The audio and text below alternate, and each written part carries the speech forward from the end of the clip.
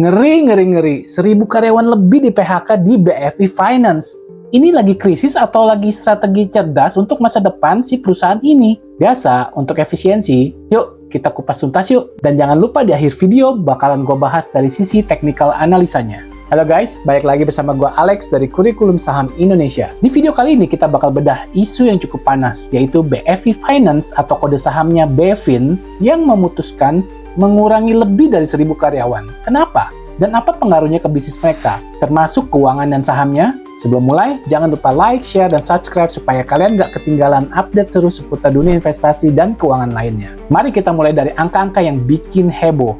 BFI Finance baru aja memangkas 1.018 karyawan yang terdiri dari 488 karyawan tetap dan 530 karyawan kontrak. Komentar kalian penting nih. Gimana pendapat kalian tentang PHK besar-besaran ini? Jangan ragu, tulis di kolom komentar. Gue pengen dengar pendapat lo. Ini jelas bukan angka kecil kan? Buat sebagian dari kita, ini bisa jadi tanda bahaya. Apakah perusahaan sedang krisis? Nyatanya, alasan utama BFI Finance melakukan ini adalah untuk efisiensi. Sekarang bayangin deh, jika pekerjaan yang biasanya manual dan butuh banyak tenaga kerja, sekarang dikerjakan secara digital. Jelas perusahaan bisa menghemat banyak biaya, bukan? Nah, sekarang kita masuk ke sisi finansialnya. Kita kupas secara fundamental. Efisiensi ini memang terdengar keren, tapi bagaimana dampaknya ke keuntungan mereka? Per September 2024, laba BFI Finance justru mengalami penurunan 5,27% secara tahunan, menjadi 1,11 triliun rupiah dari sebelumnya 1,18 triliun rupiah. Kenapa laba malah turun? Padahal sudah digitalisasi. Faktanya, walaupun pendapatan BFI Finance sedikit merosot, mereka masih menghadapi kenaikan beban operasional, terutama dari gaji dan tunjangan yang naik sekitar 7,92%. Di sisi lain, mereka berhasil menekan rasio pembiayaan bermasalah atau non-performing financing (NPF) menjadi hanya 1,42%, jauh lebih rendah dari rata-rata industri. Menurut kalian, langkah efisiensi ini bakal efektif nggak sih untuk jangka panjang? Ayo share dong pendapat kalian di kolom komentar. Sekarang kita lihat dari sisi aset dan penyaluran pembiayaan baru. Hingga September 2024, total aset BFI Finance mencapai 24,1 triliun rupiah. Dengan pembiayaan baru yang bertumbuh hingga 19% dibanding kuartal sebelumnya.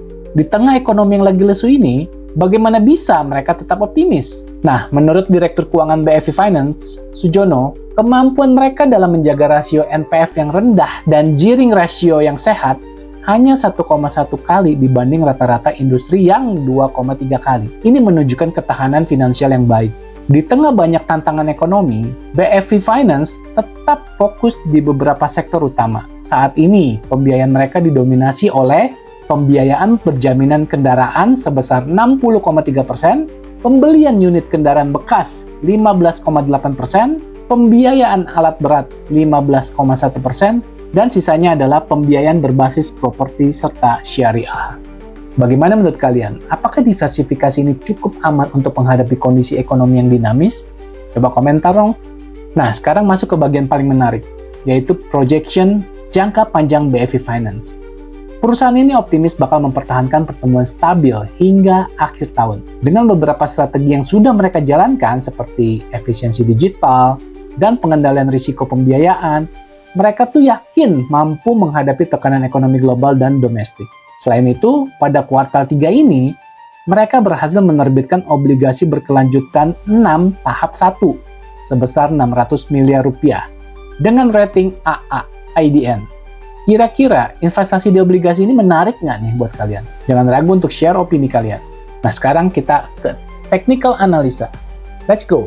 Oke, kalau lihat dari sisi teknikal, lagi-lagi gue akan naikkan time frame untuk biar lebih clear melihat arah pergerakannya. Ini time frame utamanya daily, sekarang gue akan naikin ke weekly. Nah, di weekly ini terlihat sangat jelas. Ada area-area yang tadinya adalah sideways,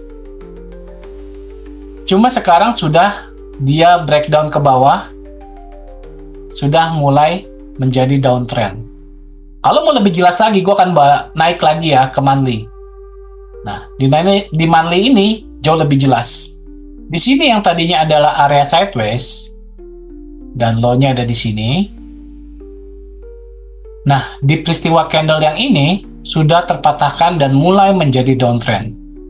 Jujur, dengan melihat seperti ini, tidak akan menarik ya kalau buat gue ya.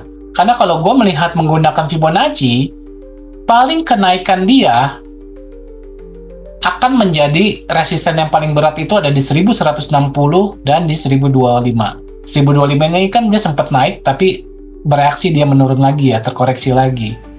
Jadi menurut gua kalau untuk entry sekarang, kemungkinan paling tinggi juga bisa mentoknya ke 1160 karena di sini ada Fibonacci golden ratio-nya yang penting, yaitu di 1160.